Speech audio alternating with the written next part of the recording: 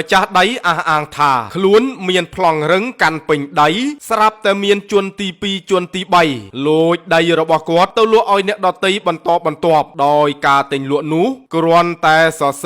ลือกระดาษเสียเพอขเมียนพลองเพลาฉบับล้อใบเชียอัญญาโทภูมิคมเพียนสิเยไวตราเต็งลัวโดยมันส่วนน้อมมาจากดำได้เกเมียนพลองเริงจองกรอยเนี่ยได้ติงได้นูใบเชียหมกประดังมาจากได้ได้เมียนพลองเริงตัวกันตลากาแถมเตียดพองโดยแฮดกาตุกมันสกจัดจมปัวเรื่องอายุแต่โทได้บานกัดหลังจมปัวขล้วนบองปลอได้เชียมาจากได้ก็เจงมกสนาสมสารปรเมียนเอาจุยสับสายดำใบ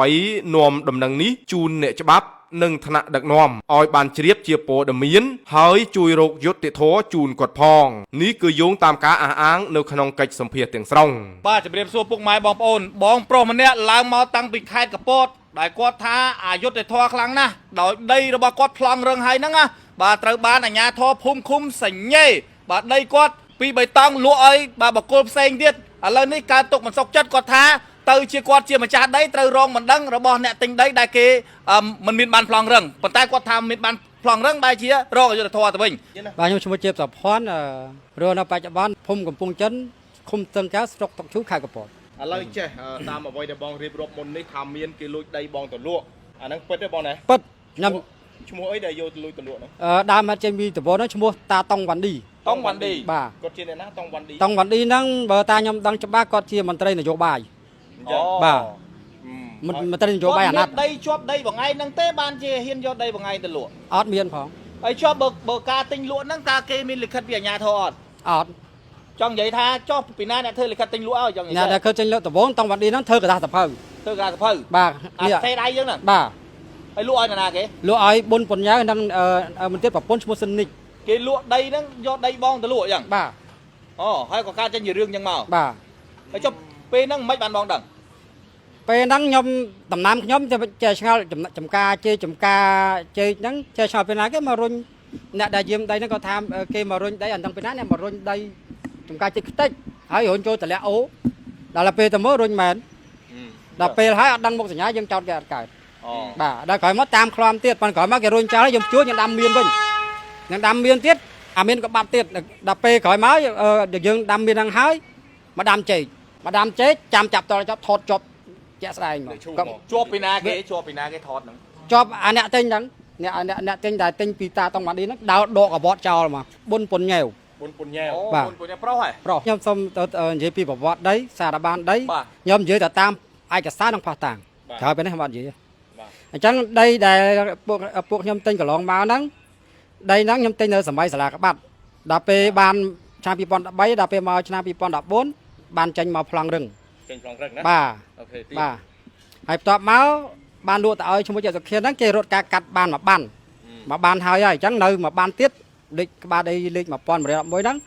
มันตอนกัดปีชัวมันจะดาวไม่ปันท้ายยังโยงแต่ตามกิจสัญญาอมเต็งลวดจมวยนั้นบ้านกำสัจจอมตกเป็นนักกอดเมียนลอยเต้ก็นั่งรถกากัดพลังติดปันท้ายมาตอนบ้านรถกัดพลังติดเพราะแสบเมียนเคยจนนาได้มาตังมาบกบอลบ่ามาเธอจูเธอเพลียงแต่หมดได้บอลเมียนพลังเริงไห้ให้choอัญญาทอเนี่ยแต่บองอาหารปรับปอร์เมียนทำเมียนค้างพุ่มเนี่ยดังลือสัญญาลุออยเกเนี่ยตากอดตาพุ่มคุ้มลังบานสัญญาแต่ออยเกแมนอดแมนสัญญาแมนเมียนเลยคัดแต่ยำยอมยำปะหานยำเยือนจะตามไอ้กษัตริย์สัญญาปีอัญญาทอปีไม่พมให้ดังไม่พมช่วยไม่พมชมพูนุ่นเวือนจะมีคอมเมนต์โจรูมไหมไม่คมโจรวมใบแถวโจประเสมือนโจประเสมือนบ้าใบแถวโจให้กอดไว้ตรากอดสัญญานั่งแต่เลือจอนเลือได้บ้างไงนั่งจอนปีบันจะกดอัดบานศึกษาปีสาวดาใดตีขนมเนี่ยมันยากโถยี่รวมเต้าบ่ตามยมดังไปเชื่อมันจ่อให้บ่จ่อมันกอดแจเธอให้นำไว้ยี่ดองทากอดนั่นเชื่อมนุษย์แบบน้าแบบกอดเห็นเธอจังยมเชื่อทานำใจมนุษย์ทานน้ามันดังจะบับพงบานดังได้แต่เกลุ่ให้ได้น้าลุ่ให้มันตอนลุ่ให้ก็ได้นาการกรรมมันดังยมมันเชื่อเดี๋ยวมันได้เธอมันใจมนุษย์ทานน้ามันดังเบอร์เธอมันดังได้เธอแต่ ធ្វើនំអីរំខានគេហ្នឹង បងប្អូនថ្ងៃនេះគឺណែនាំបងប្អូនជាមួយនឹងឈុតសាប៊ូកក់សក់ Honey Win ឲ្យបងប្អូនបានស្គាល់បន្តិចចុះពីមុនសក់ខ្ញុំគឺតងែលមើលទៅគឺដូចជាមនុស្សអត់សក់ក្បាលឡើងទំពេកអស់ហើយមុខវិញលើកញ្ចាស់ប៉ុន្តែខ្ញុំបញ្ជាក់បងប្អូនថាបន្ទាប់ពីខ្ញុំប្រើសាប៊ូកក់សក់ឈុតកក់សក់ Honey Win នេះបានមួយខែមកបងប្អូនឃើញលទ្ធផលសក់ខ្ញុំវាមិនថាស្អាតណាស់ណាទេប៉ុន្តែគ្រាន់តែថាវាស្អាតសម្រាប់ខ្ញុំបែបពីមុនខ្ញុំអត់មានសក់សោះបើទំពេកតងើតែឥឡូវគឺខាបានគ្រាន់បើអញ្ចឹងណាបងប្អូនហើយមើលទៅសម្រស់យើងរៀងក្មេងជាងមុនដែរអញ្ចឹងបងប្អូនទិញ2ឈុតហ្នឹងទៅមួយឈុតហ្នឹងគឺតែ$35ទេណាបងប្អូនប៉ុន្តែឥឡូវនេះគេលក់ promotion បងប្អូនទិញមួយឈុតគេ free ជូនជាមួយនឹងសាប៊ូកក់នេះមួយដបថែមទៀតអញ្ចឹងបងប្អូនទិញទៅបាន3ដបតិនគេ promotion បងប្អូនតាក់ទងទិញតាមរយៈ page Honey Win ក៏បានឬក៏ page CEO Honey Win ក៏បាន ឆ្នេះទៀតហើយពីទឹកបរិសុទ្ធ BN ជាមួយរង្វាន់កាន់តែច្រើនកាន់តែធំជាងមុនដូចជាម៉ូតូ Honda Dream 150រង្វាន់ទឹកប្រាក់1លានរៀល500រង្វាន់និងរង្វាន់មាស 1G 2G 5G 10G ជាច្រើនរង្វាន់ផងដែរ ស្គីនេះគ្រាប់ផ្លែឈើធម្មជាតិធ្វើឲ្យម៉ាក់គេងលក់ស្រួលជួយដល់ជាតិខ្លាញ់យកជាតិស្ករជាតិអាស៊ីតបានល្អហើយអត់ធ្វើតុកអត់កម្លាំងអីទេហើយស្រកគីឡូយឺតជាពិសេសស្រកខ្លាញ់នឹងហ្មងខ្លាញ់កន្លែងណាស្រកកន្លែងនឹងស្រកកន្លែងក្បាលពោះកន្លែងធាត់កន្លែងខ្លាញ់ប៉ុន្តែម៉ាក់កំពុងតែបំបត្តិដល់កូននឹងយកបានទេស្រកគីឡូដល់កូន បាទបងឯងមានបានដាក់ពាក្យបណ្ដឹងចូលដោះស្រាយឃុំទៅខាងស្រុកខាងខេត្តអីទេហើយដំណោះស្រាយមានទេ ពីដើមដំបូងដាក់ទៅដល់សាលាស្រុក ឡាស្រុក ដឹងទៅសាលាស្រុកនៅឆ្នាំ2021 ហើយគេថាម៉េច ដឹងទៅគេទទួលទៅមិនអត់តន់ឃើញហៅ យូរយ៉ាងយូរណា យូរប្រហែលជាអត់ទេតាំង2021ហ្នឹងដល់ពេលបានចូល2022បានបែរចមើលអាចកតាពាក្យមិនដឹងហ្នឹងបានបែរ10ខែក្រោយមកបានចង្វាយខេត្តដូរថ្មីលោកអភិបាលខេត្តថ្មីដូរមកលោកចង្វាយខេត្តមកហ្នឹងគាត់មកអញ្ចឹងមកកាន់ហ្នឹងទៅមកកាន់ហ្នឹងបានចូល2022អញ្ចឹងហើយដីពាក្យម្ដងហ្នឹងក៏អត់តន់ក៏ហើយដែរដល់ពេលគ្រាន់ចង្វាយខេត្តមកដល់ថ្មីបុបមានអ្នកដែលម្ចាស់ដីដែលទិញពីតងវ៉ាន់ឌីហ្នឹង បាទ គេទៅប្តឹងសាលាស្រុកហ្នឹងទៀតទៅប្តឹងហើយបានកន្លះខែគេគាត់ហៅតែគាត់ហៅដល់ពេលពួកខ្ញុំដាក់ប្តឹងអត់គាត់ហៅអត់បើខ្ញុំនិយាយទៅតាមពិតប្រាកដមិនមែនតែបើលើក បង ស្អី អ្វីដែលបងលើកឡើងហ្នឹងបងធានាអះអាងតែបងនិយាយការពិតណាបង បាទការពិត បើសិនជាបងនិយាយមិនពិតអាហ្នឹងប្រឈមមុខផ្លូវច្បាប់ បាទ ហ្នឹងហើយ ប៉ុន្តែដល់ពេលគេហៅហ្នឹងគេហៅបើក្រោយមកគេហៅដល់ស្រ័យដែរមិនមែនគេមិនហៅទេគេហៅទៅដល់ស្រ័យចូលក្នុង3 4ដងដែរ តែដល់ស្រាយអត់ត្រូវគ្នា បាទត្រូវគ្នាមិនថាមិនគេហៅគេហៅសាលាស្រុក ប៉ុន្តែដល់ច្បាស់ថាលិខិតរបស់ភូមិឃុំធ្វើឲ្យគេហ្នឹងគឺបានជន់ទៅលើដីបងពិតប្រាកដមែន ជន់ពិតប្រាកដ ជន់ច្រើនទេបងដីដល់ចុះអាដីយើងមានប្លង់រឹងហើយធម្មតាប្លង់រឹងមានខាងសូយោដីអាញាធោឲ្យទៅបាញ់ព្រំបាញ់អីតាមជើងលេខរបស់គេ បាទ ហើយចុះអាហ្នឹងឲ្យមិនក៏អាចជន់កើតទៀតនេះ ខ្ញុំដឹងថាគេធ្វើម៉េចបើយើងមិនដឹងមិននៅពេលយើងមិនគួយនៅ24ម៉ោងណា បច្ចុប្បន្ននេះដីដែលពីរប្លង់ហ្នឹងតើបងបានធ្វើអីលើហ្នឹងឬក៏គេអ្នកកាន់កាប់ឬបងអ្នកកាន់កាប់ ខ្ញុំកាន់កាប់ប៉ុន្តែយើងកាន់កាប់ទៅបុគ្គលហ្នឹងមកដូចខ្ញុំនិយាយខាងដាំជិចនេះចូលលើកទី4ហើយលើកទី3ខ្ញុំចាប់ជាប់អញ្ចឹងខ្ញុំតាមឲ្យអ្នកដែលចាំហ្នឹងចាប់តជាប់ដល់លើកទី4ចាប់ជាប់ថត់យកជាក់ស្ដែងកំពុងដើរដកមក ហើយចុះបងថតជាប់ហើយបងមិនប្តឹងទៅណាព្រំទាន់ព្រំអីអត់មិនបាន ដោយសារខ្ញុំនឹកឃើញថាបុគ្គលហ្នឹងគាត់រងគ្រោះអញ្ចឹងខ្ញុំយកមកណែនាំ អូគាត់ទិញបន្តពីគេដែរ បាទអញ្ចឹងខ្ញុំនឹកឃើញថាកុំឲ្យអាប្រាក់កបងថងកដាច់សុកចិត្តចាំរកអ្នកដែលអ្នកលក់វិញ អូយល់ហើយបានន័យថារឿងហ្នឹងវាពីរ3តដោយសារតែដីជាដីបបង មានបកគលមួយទៀតភាគីទី2ហ្នឹងយកទៅលក់ឲ្យអាភាគីទី3នោះទៀតហើយភាគីទី3ហ្នឹងមិនសុខចិត្តមកប្តឹងបងជាភាគីនេះវិញអូអញ្ចឹងបាទរឿងវាទៅជារឿងអញ្ចឹងណាចុះឥឡូវអារឿងថាភាគីអ្នកទិញក្រោយហ្នឹងថាមកប្តឹងបងហ្នឹងរឿងហ្នឹងដល់ណាហើយ ប្តឹងខ្ញុំហ្នឹងហើយបើគិតជាប្តឹងហ្នឹងតាំងពាក់ព័ន្ធប្តឹងគ្នា2021មកដល់ឥឡូវហ្នឹង2025បើប្តឹងកន្លែងទៅរាប់ទៅរត់ត្រឹមសាលាស្រុក បាទដល់ពេលគេដឹងចូលព្រំបតនទៅអធិការស្រុកឆ្លងពីអធិការស្រុកចូលមកស្នងការដ្ឋានតែនៅតែធ្វើឲ្យខ្ញុំមិនកើត មូលហេតុ ទៅដល់កន្លែងស្នងការដ្ឋានខេត្តកំពតគាត់ថាបងឯងមិនដូចគេចោទណាបងឯងមានឯកសារសិទ្ធិប្លង់រឹង ចោទបងឯងចូលព្រំទាន់ចោទពីបទអី ចោទពីបទរំលោភដោយដីអីគេហៅថាពីបទប្រើប្រាស់ហិង្សាលើអ្នកកាន់កាប់អចលនវត្ថុដោយទុច្ចរិត ហើយបងឯងទៅប្រើប្រាស់ហិង្សាឯណាទៅលើអចលនវត្ថុណា ខ្ញុំមានតែប្រើប្រាស់លើដីខ្ញុំតាខ្ញុំការពារតែដីខ្ញុំធ្វើតែដីខ្ញុំតា បាទ មិនឲ្យចូលធ្វើខ្ញុំមិនឲ្យធ្វើខ្ញុំមិនឲ្យធ្វើដីខ្ញុំប៉ុន្តែខ្ញុំណែនាំរហូតតែបកគលហ្នឹងខ្ញុំអត់ប្តឹងទេខ្ញុំថាអូនឯងទិញពីអ្នកណាទៅប្តឹងអ្នកហ្នឹងបើបងប្តឹងអូនឯងមិនមែនថាប្តឹងមិនបានទេតែបងនៅខែអូនឯងរងគ្រោះកុំឲ្យថាបងឯងទិញអស់បងឯងទិញអស់លុយមកតាំងចាញ់បោកគេហើយខ្ញុំយកប្តឹងអូនឯងដាក់គុកទៀតដូចថាវាអូនឯងអយុធធម៌ជន់កតុយ អូ ចំឲ្យទិញបញ្ជាក់ឡៃនេះតិចអ្នកតែទី3នោះទិញពីអ្នកទី2នេះហើយម្ចាស់ដីប្លង់ដីរឹងនៅយើងនេះសោះហ្នឹងហើយពុយទិញឯងចេះតែទិញយ៉ាងម៉េចបើអត់មានប្លង់អ្នកទី2មិនបានបកគោលប្លង់ឲ្យឲ្យលុយដែរ តាតង់ប្រទេសគេមានជំនាញខាងនិយាយ ខាងនិយាយ បាទបកកែនិយាយអាហ្នឹងរឿងរបស់គេខ្ញុំមិនដឹងគេអញ្ចឹងនិយាយអីខ្លះ ប៉ុន្តែប្លង់រងថ្ងៃហ្នឹងគឺប្លង់នៅបងទេ នៅក្នុងទាំងអស់ច្បាប់ដើមអីស្រៀនទាំងអស់ហើយនៅបរិច្ឆេទមុនក៏នៅ យើងដាក់ប្រចាំងនៅលើ បាទចាំបាទទីទៀតប្រចាំ បងមានប្លង់រឹងកាន់ក្នុងដៃ បាទ ដល់អានេះដែលគេទិញលក់តគ្នានេះ តែគ្នាគេ គេទៅសេតែដៃទៅសេតែនឹងក្តារសភៅ បាទ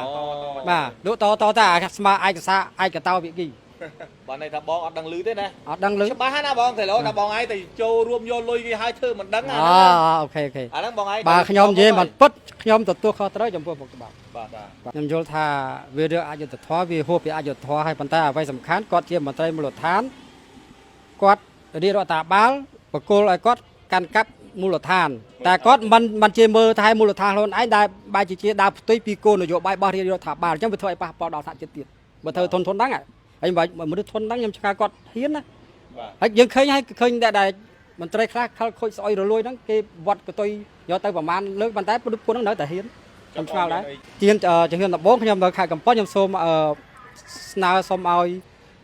លោកអភិបាលខេត្តកំពតលោកចំបាយខេត្តមកឋានិនឲ្យជួយបើកការស៊ើបអង្កេតនៅថ្នាក់មូលដ្ឋានថ្នាក់ក្រមឃុំសង្កែនោះតែម្ដងហើយបន្តមកក៏ខ្ញុំសូមស្នើឲ្យទៅ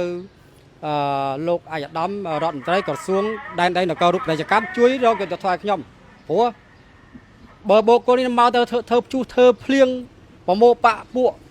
ឃើញខ្ញុំអ្នកកំពុងចាំទៅទិញដីនៅនឹងម្នាក់ឯងចង់ធ្វើស៊ីខ្ញុំ អូបងឯងអ្នកពីដើមអ្នកនៅពងយ៉ាម បាទអ្នកកំពុងចាំតា អូទៅទិញដីនៅហ្នឹងកើតជារឿងចឹងទៅ បាទបើខ្ញុំបដូរទីលំនៅនៅហ្នឹងប៉ុន្តែពេលឃើញខ្ញុំនៅម្នាក់ឯងហើយក៏ចង់ធ្វើបាបខ្ញុំក៏របៀបមិនខ្ញុំបានបញ្ជាក់ឲ្យថាមិនមែនសម័យនេះសម័យសុខសន្តិភាពមិនមែនសម័យឯណានេះលោកឯងធ្វើពុះធ្វើមិនស្អាតចិត្តទេអញ្ចឹងខ្ញុំសូមស្នើឲ្យថ្នាក់ដឹកនាំថ្នាក់ជាតិសូមជួយរកយុទ្ធសាស្ត្រខ្ញុំផងព្រោះបុគ្គលនេះប្រមូលបាក់ពួកធ្វើរៀបចំសេណារីយ៉ូធ្វើពុះធ្វើភ្លៀងស្អាតចិត្ត បុគ្គលនឹងឈ្មោះអីបញ្ជាក់ម្ដង បុគ្គលនេះឈ្មោះដែលខ្ញុំនិយាយថាដែលមានឈ្មោះពាក់ព័ន្ធក្នុងឯកសារនឹងការមកចេញមុខចេញមាត់អ្នកដែលនៅពីក្រោយមិនចេញមុខចេញមាត់ខ្ញុំអត់ដឹងខ្ញុំអត់និយាយ បាទឥឡូវនិយាយថា អញ្ចឹងដើមហេតុឃើញឯកសារអាកតាសភៅសរសេរហ្នឹងឈ្មោះតាតុងវ៉ាន់ឌីហើយតាតុងវ៉ាន់ឌីទៀតសោកទៀតសរសេរទិញលក់ឲ្យជនទី3ហ្នឹងដែលដើមមិនដឹងប្តឹងខ្ញុំបច្ចុប្បន្នហ្នឹង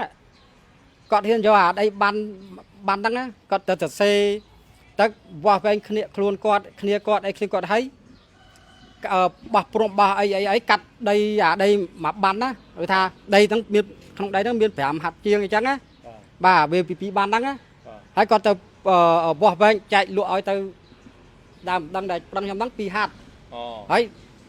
សើប្រហែលទុកឲ្យខ្ញុំដាក់យ៉ាងចេះដាក់ថាដីចំនួន2ហាត់ឲ្យទៅបុនបញ្ញានឹងនាងសនិច អូគាត់តែអ្នកចាត់ចែងចឹង បាទចាត់ចែងខ្លួនគាត់បើក្នុងសភៅខ្ញុំនិយាយតែតាមឯកសារសរសេរមិនទេ ហើយបងអត់ព្រមតាមគាត់ទេ បើនោះខ្ញុំអត់ដឹងទេប៉ុន្តែក្រោយមកខ្ញុំដឹងក្រោយមកហើយដល់ពេលហើយបដាក់ចំតែឲ្យដី2ហាត់ហ្នឹងខាងនៅខាងត្បូងជាប់នឹងចំការលោកជាសភ័មមានតែគាត់យកអាដីបានកម្មសិទ្ធិហ្នឹងទៅពុះខ្លួនឯងទៅយកទៅចែកឲ្យអានេះមហាត់នេះ2ហាត់មកហើយយកដាក់ឈ្មោះខ្ញុំហ្នឹងជាប់ព្រំបទល់ជាមួយហ្នឹងបុនបុញ្ញាហ្នឹងនឹងសនិចហ្នឹងហើយខ្ញុំសួរថាដីដែលមានបានកម្មសិទ្ធិរួចហើយតង់វ៉ាន់ឌីគាត់ហ៊ានសង្កប់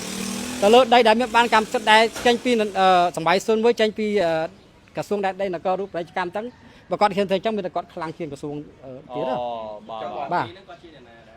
តង់វ៉ាន់ឌីបើតាមខ្ញុំដឹងគាត់ជាមន្ត្រីនយោបាយ គាត់មានងារជាអាដាមអុកញ៉ាអីទេ គាត់ជាអាយដាម ជាអាដាម បាទប៉ុន្តែអាយដាមអញ្ចឹងខ្ញុំអត់គ្រប់ទេ យើងអត់ដឹងតែផ្នែកខាងណាណា អត់បើគាត់ធ្វើខុសខ្ញុំអត់ខ្លាច អាដាមហ្មង អាយដាមមានតែច្រើនទេមកឲ្យមើលបានតែបាទ ឥឡូវនេះគឺបងត្រូវទៅបំភ្លឺនៅតុលាការទៀតអញ្ចឹងណា បើនិយាយខ្ញុំទៅប្រភ្លឺប្តឹងខ្ញុំដល់ណាខ្ញុំទៅដល់ហ្នឹងបើគេកែប្តឹងខ្ញុំទៅតាមហ្នឹង តែបងអត់មានខ្លាចគេទេ មិនខ្លាចស្អីបើខ្ញុំជឿថារឿងឈរលើមូលដ្ឋានតាមត្រូវអាណាគេមកចាត់ដាក់ទោសអញ្ចឹងទេ តុលាការខេត្តកំពតអញ្ចឹងណា បាទតុលាការខេត្តកំពត តុលាដំបង បាទ ជិះប្តឹងបងពីបត់អីទៅតុលាការ ទៅដល់តុលាការហ្នឹងខ្ញុំមើលដេកាហ្នឹងចាំមើលខ្ញុំពីឲ្យបងដេកាគេដាក់ពីបត់ដណ្ដើមដីទៅលើមិនដឹងឈ្មោះបុនពុនញ៉ាវ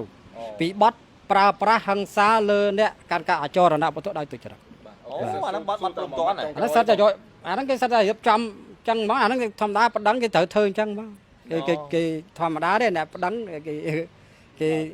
បើនិយាយខ្លីគេចង់យកយើងដាក់គុកហ្មង អ អូជំរាបអូខេ ខ្ញុំថា មួយម៉ាត់ចង់ថាតាំងពេលដែល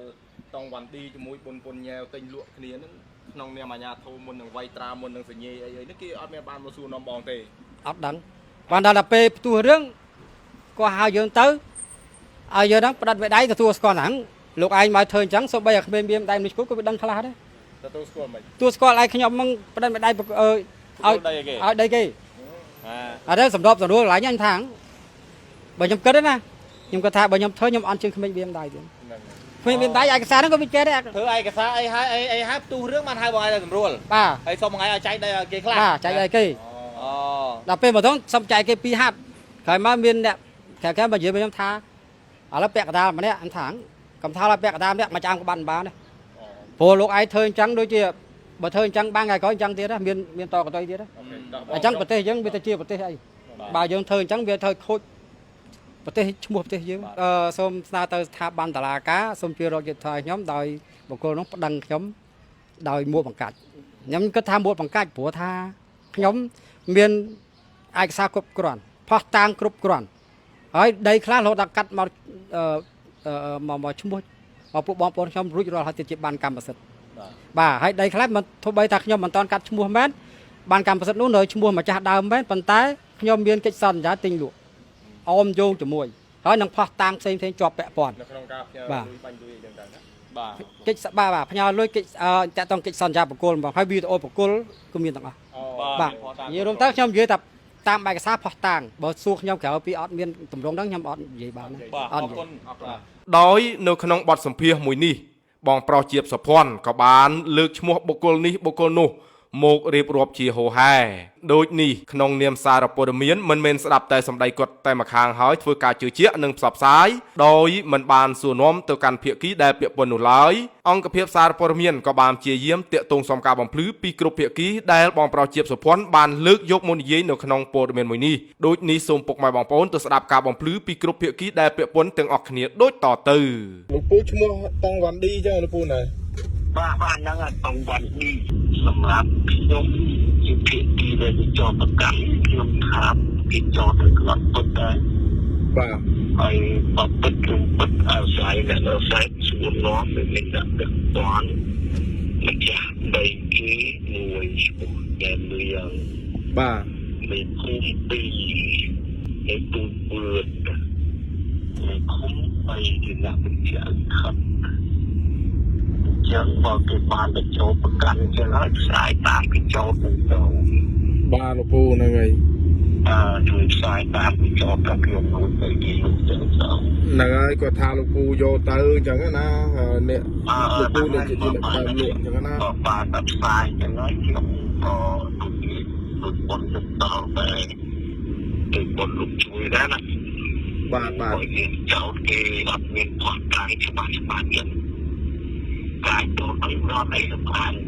แต่บบ้านเราปลอมมันสายพอวิเวณสตางค์ครับวัดบอหาเกจนตอนนั้นបាទ ด้วยสายตามไปทางนั้นห้องបាទហើយនិយាយទៅខ្ញុំផ្សព្វផ្សាយនេះគឺមិនមែនថាទៅកាន់ជើងទៅអីគាត់ទេអញ្ចឹងហើយបាទខ្ញុំទៅទទួលចាប់ខ្ញុំដឹងហើយខ្ញុំចង់បានតាមពិតព្រោះដាក់ព័ត៌មានខាងលោកគេចូលមិនចូលថាអញ្ចឹងបើមានព័ត៌មានណាត់អ្នកបងមានចោតបាទលោកគេចោតគាត់អ្នកចោតតែយើងហ្នឹងហើយតែយើងហ្នឹងគាត់តែផ្សាយឲ្យទៅថាការចោតទៅក្នុងបណ្ដាហ្នឹងហើយបាទអរគុណដែរបានដាក់ទៅផ្សាយរឿងឲ្យចោតផ្សាយទៅយើងនឹងនិយាយសម្អាតឲ្យដឹងថាការពិតនៅត្រង់ណាបាទលោកពូហ្នឹងហើយបាទអញ្ចឹងបើគេចោតទៅសម្រាប់គេចោតខ្ញុំសម្រាប់ខ្ញុំមកខ្ញុំតែទៅលុយដីគេចឹងមិនខ្ញុំជំនឿអត់ណាស់ហើយបាទលោកពូហ្នឹងហើយគាត់មានអាយុអត់លិខិតក្តារមកឃើញនៅទៅសេលើក្តារសភៅហ្នឹងលោកពូឃើញលោកពូក្តារធំហ្នឹងថៅហើយខ្ញុំទៅចាំវានេះដល់ពេលទៅច្បាប់គេរងចាំចិត្តទៅលោកបោះឆ្ងាយរឿងពេកក្រអត់ដល់ទៅប្រាប់បោះហើយប៉ុន្តែក៏ទៅឲ្យវាផ្សាយតាមអ្វីដែលគេ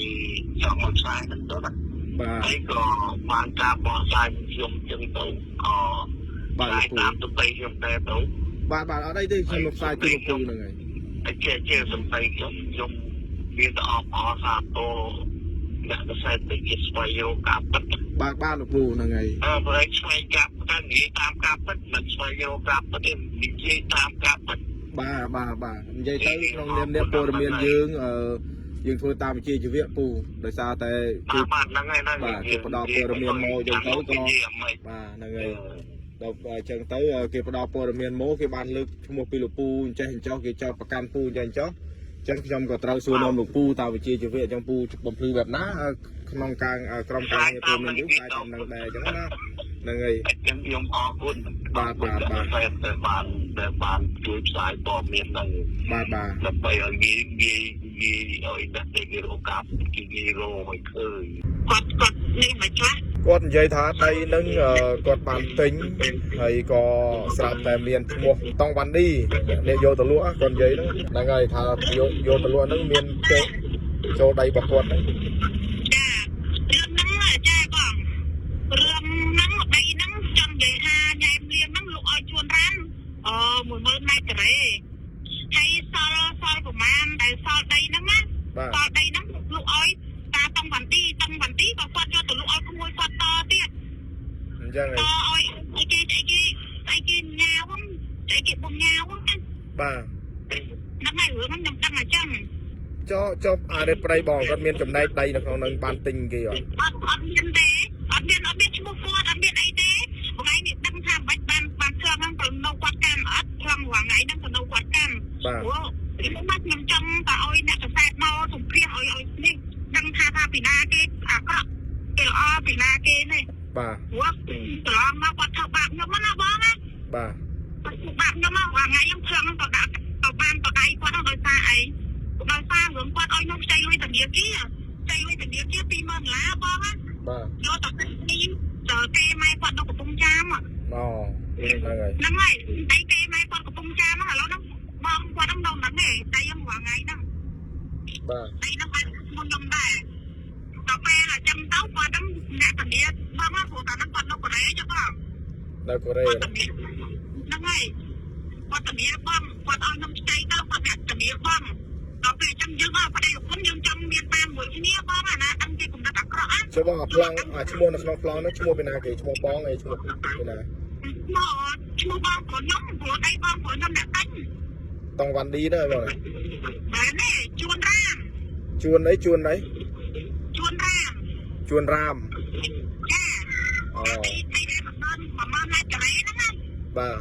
អត់មានឈ្មោះគាត់ទេមានឈ្មោះគាត់ខ្ញុំឆៃឯកសារគាត់មើលអត់មានឈ្មោះគាត់សំបីតាមិនតិចក៏អត់ដែរ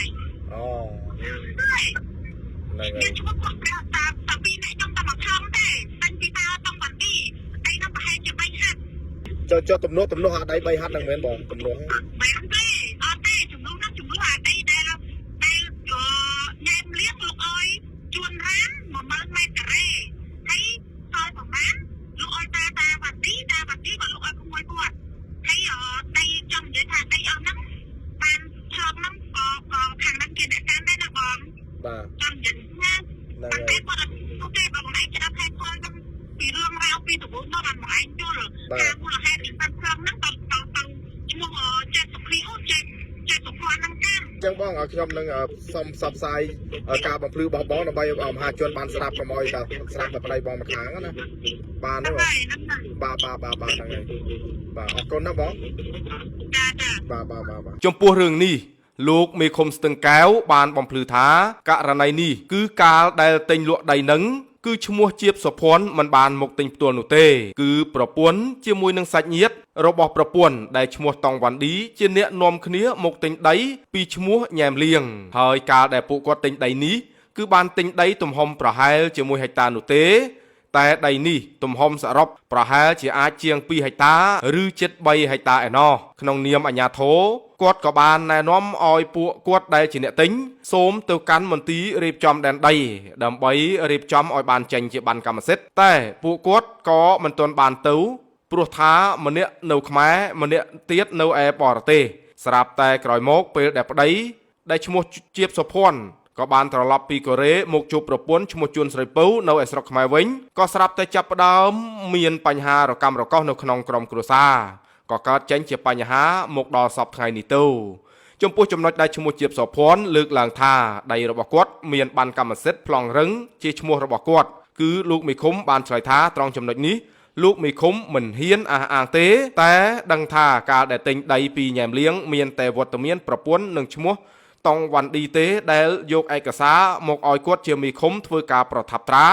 គឺមិនមានឈ្មោះជាបសភ័ណ្ឌនោះទេ